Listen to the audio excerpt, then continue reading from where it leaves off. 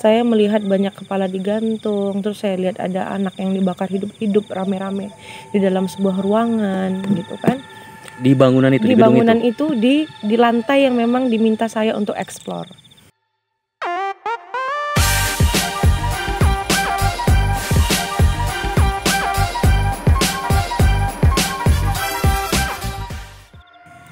Halo Sobat Sirka, kembali lagi bersama saya di Sirka TV. Kali ini saya ditemani oleh dua wanita yang memiliki paras cantik, tetapi mereka memiliki kumpulan cerita seram.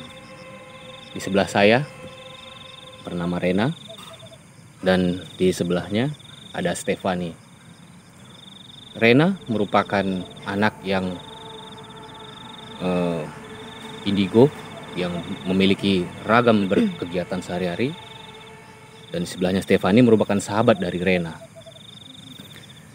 Cerita soal anak indigo saat ini hits di YouTube.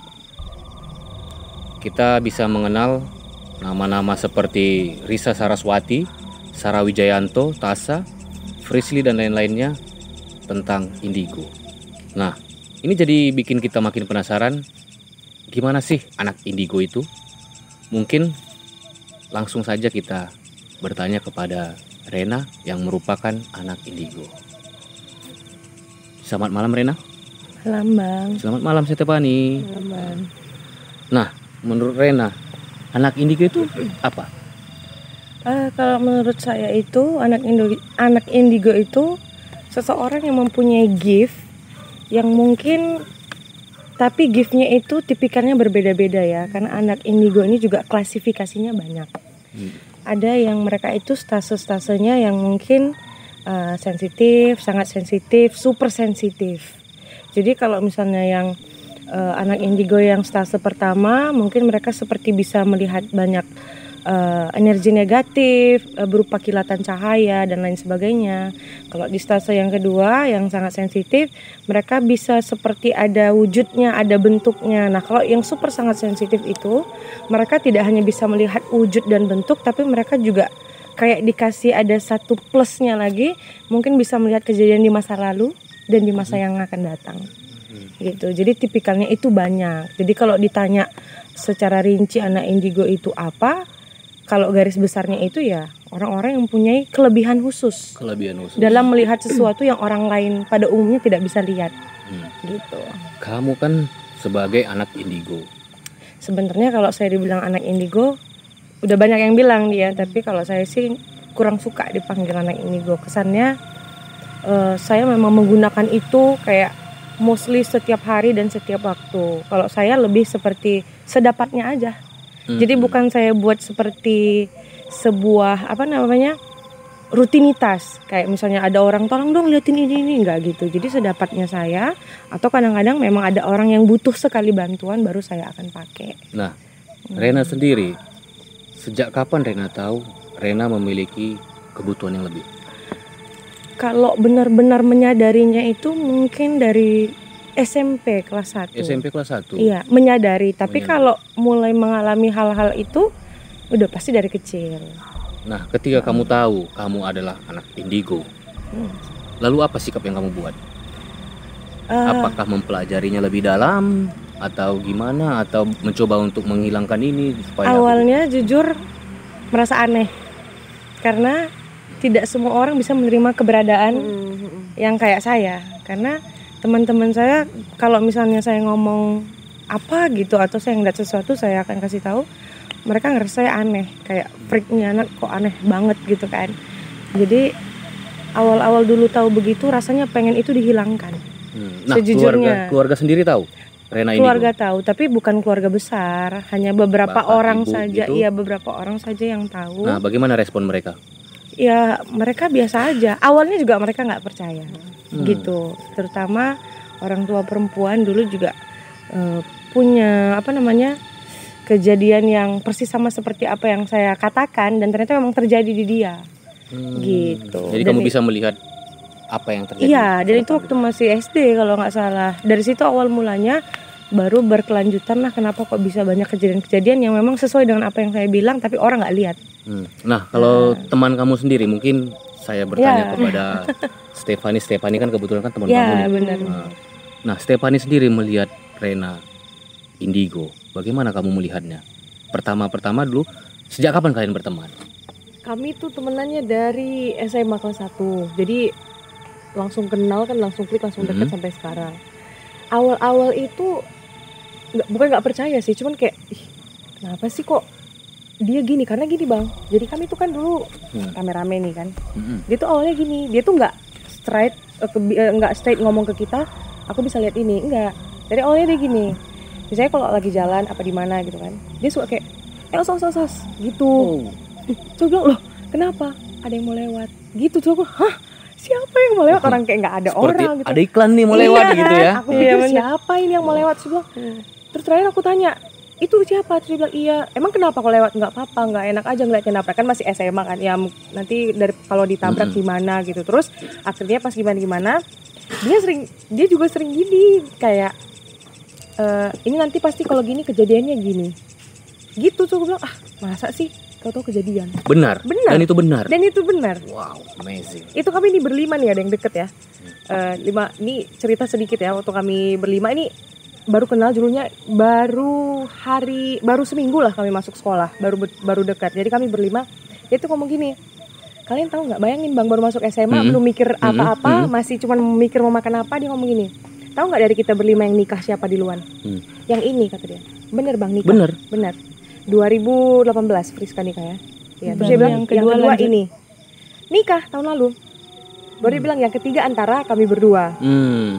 Ya kan? Ada yang ketiga antara kami berdua, baru ada satu lagi yang terakhir. Ya udah. Terus aku kayak, tapi dalam arti kata ramalan-ramalan ke depan itu yang bermakna positif ya, tidak ada berbicara soal kematian gitu.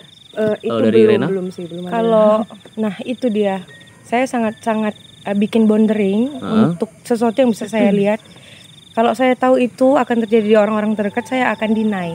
Jadi kayak mungkin gini loh, ada hal-hal yang kadang-kadang harus disampaikan, ada yang tidak. Benar. Ya, karena kita harus menjaga kedamaian hati banyak orang, bukan hanya saya sendiri. Contoh mungkin saya tahu misalnya besok Fani bakal gimana.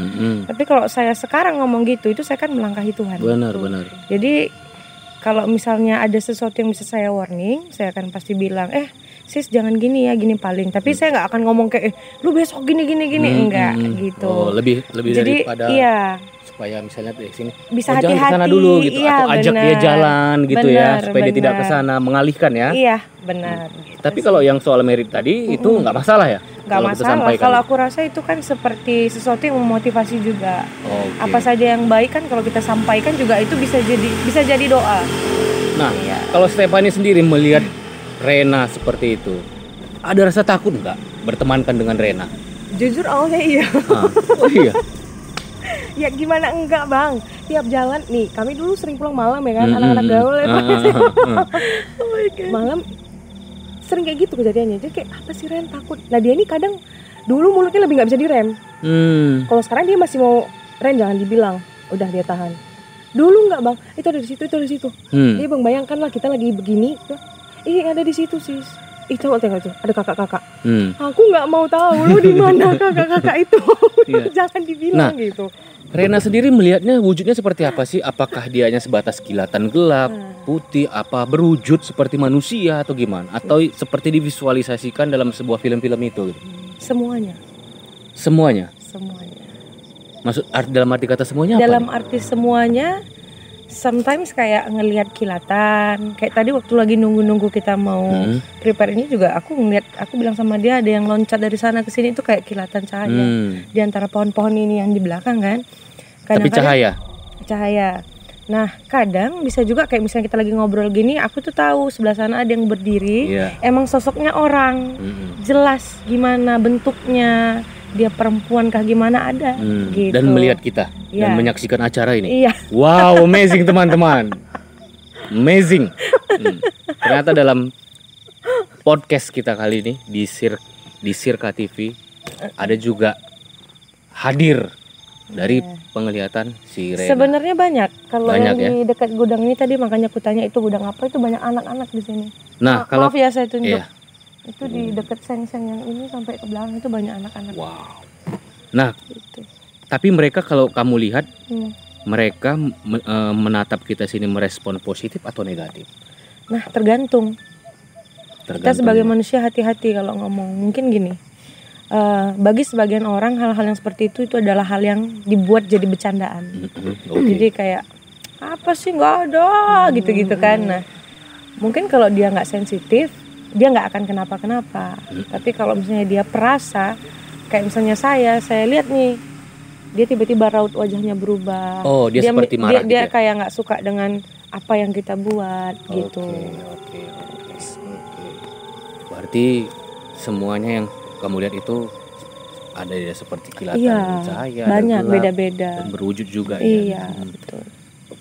Perwajahannya seperti manusia atau wajah hancur seperti seperti itu gimana? Banyak beda-beda. Banyak. Ada yang memang wajahnya hancur, ada yang mungkin tidak berkepala dan lain sebagainya. Nah, tapi kalau itu ya kembali lagi ya soal kepercayaan. Karena saya juga orang Kristen dan kalau di agama kita itu kan tidak ada yang namanya hantu. Adanya itu adalah kuasa kegelapan yang menyerupai, mengambil rupa manusia yang sudah tidak ada. Jadi kalau misalnya begitu ya wajar. Mungkin gini, banyak manusia yang meninggalnya kan beda-beda nih. Benar. Ada yang tragis, apakah wajahnya rusak atau apa segala macam. Seperti itu juga lah mereka. Iya, begitu. Berarti kalau kita wafat itu tersenyum, maka tersenyumlah kita menjadi. Iya, tapi belum tentu tubuh yang dipakai itu adalah roh yang pada saat itu meninggal. Iya. Jadi banyak sekali gini. Kadang kita kelabui. Contoh misalnya katakanlah kayak papa saya meninggal, terus tiba-tiba mungkin saya lihat dia di sana, itu belum tentu dia. Berarti gitu. cuma tubuhnya. Ya, jadi kadang-kadang kuasa kegelapannya suka memanipulasi mata dan pikiran kita. Rena, selama kamu mengetahui bahwa kamu indigo, kejadian seram apa aja yang pernah kamu alami? Banyak. Ceritakan. Semua. Iya. Panjang nih, Bang. Gak apa-apa, yang poin per poin aja. Apa ya? Kayaknya satu-satu kali ya. Mungkin ada yang kayak kejadian bisa lihat di masa lalu, saat ini sama masa depan. Biar orang tahu bahwa ternyata kita itu bukan cuma sekedar bisa lihat yang makhluk tak kasat mata aja, tapi juga bisa ngeliat sesuatu seperti movie gitu kan. Jadi kemarin itu aku sama Fani beberapa bulan yang lalu ya, kita ada syuting di salah satu rumah yang tua banget di daerah tengah kota Medan. Nah, kebetulan ownernya minta untuk dilihat gitu, siapa saja yang menghuni di situ gitu. Nggak minta dieksplor lah. Minta dieksplor supaya tahu ya, karena gini, menurut pengakuannya karyawannya suka bilang ada kejadian aneh. Dan itu kan beberapa tingkat ya, mungkin cuma yang 1-2 aja yang paling sering, banyak mobilitasnya di lantai 3 dan di atasnya lagi tuh nggak ada apa-apalah, pokoknya hanya dibiarkan terbengkalai begitu aja. Nah, pada saat itu waktu kita explore, saya dapat sesuatu dan itu flashback ke masa lalu. Nah, saya melihat banyak kepala digantung, terus saya lihat ada anak yang dibakar hidup-hidup rame-rame di dalam sebuah ruangan gitu kan. Di bangunan itu, di bangunan itu di lantai yang memang diminta saya untuk explore. Jadi yang kamu lihat itu adalah kejadian di masa lalu. Kejadian pembantaian atau mereka anak-anak itu sudah digantung? Nah, itu kejadian pembantaian yang terjadi di tempat itu di masa yang lalu. Yang terjadi di tempat itu, begitu. Aktivitas pembantaian itu. Benar. Nah, kamu lihat sosoknya itu? Semua, bagaimana cara mereka memperlakukannya, kemudian victimnya saya lihat semua. Siapa itu? Apakah kan kita dulu kan dijajah oleh Jepang, Belanda, apakah orang Indonesia semua? Orang Indonesia. Orang Indonesia semua. Jadi yang dibunuh orang Indonesia, yang membunuh orang Indonesia. Iya. Jadi kayaknya itu tempat apa?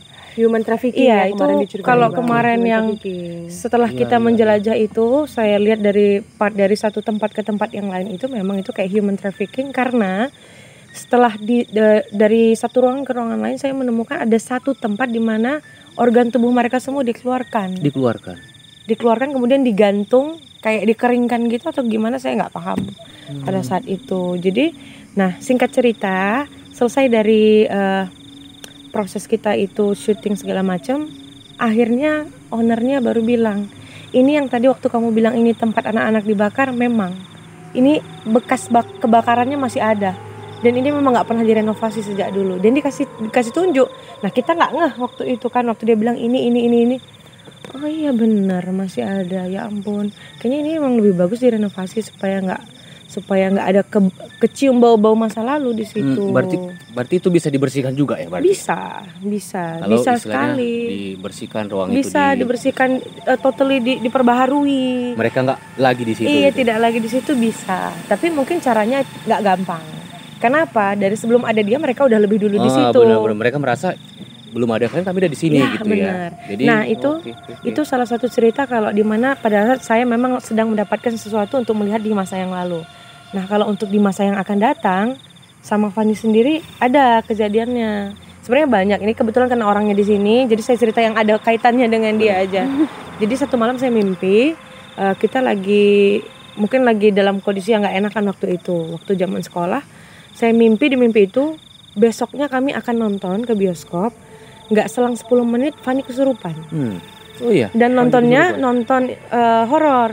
Nah, begitu saya bangun pagi-pagi ketemu sama mereka ngomong, "Ren, yuk nonton film horor," katanya. Mikir nih, tadi malam gue habis mimpi ini gitu. Kok tiba-tiba gini? Terus aku langsung wanti-wanti dong, kayak aku bilang ke abang, apa yang aku bisa sampaikan aku akan warning, tapi aku nggak akan menceritakan secara keseluruhan. Nah, kadang-kadang aku akan menceritakan itu ke 1-2 orang yang aku percaya sebagai bentuk konfirmasi. Contoh, aku percaya banget nih sama abang, ketika aku habis mimpi aku bakal ngomong. Nah, begitu kejadian baru aku bilang, lihat nih bang. Nah, kan abang udah duluan tahu bagaimana. Benar. Jadi aku ada ngomong ke beberapa orang, terus aku bilang sama teman-temanku, please jangan bawa Fanny. Mereka heran, kenapa udah dibeli lo tiketnya Ren, gini. Tolong jangan bawa dia, nanti jadi masalah. Nanti gini. Enggak lah, nggak mungkin. Enggak, pasti kalian nonton film horor. Aku bilang, kok tahu? Dia bilang, jangan bawa Fanny. Aku bilang. Berarti Rena sudah tahu ketika nanti nonton film horor ini Stephanie bisa masukkan di sana nih. Dan gitu. memang yang aku lihat itu persis banget. Ritmenya seperti dalam mimpi itu begitu yang terjadi. Bajunya gimana, tasnya gimana, posisi duduknya di mana, siapa di sebelah siapa, itu persis sama. Selain cerita itu apa lagi?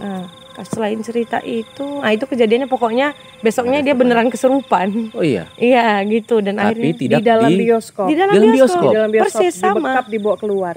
Persis sama. Untung aku nggak ingat. Kalau aku malu. Iyalah, orang masuk pasti nggak ingat. Iya, aku nggak tahu, nggak sadar. Habis itu, aku di mana gitu ya kan? Bangun-bangun di gereja Oh, didoain ya. Oke.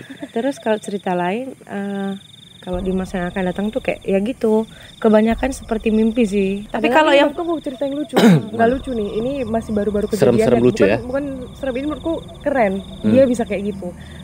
Teman kita yang udah nikah ini satu ada yang sudah hamil. Waktu itu MBA gitu? Enggak. Oh, udah dia hamil. Udah nikah, jahat. Dia kan udah nikah, hamil. Waktu itu dia datang ke kita. Ini waktu itu hamilnya masih 2 bulan ya? Ya, masih 2 bulanan. Which is kalau di USG atau segala macam kita nggak tahu. Kan belum bisa ketahuan nemu kan dari gendernya apa.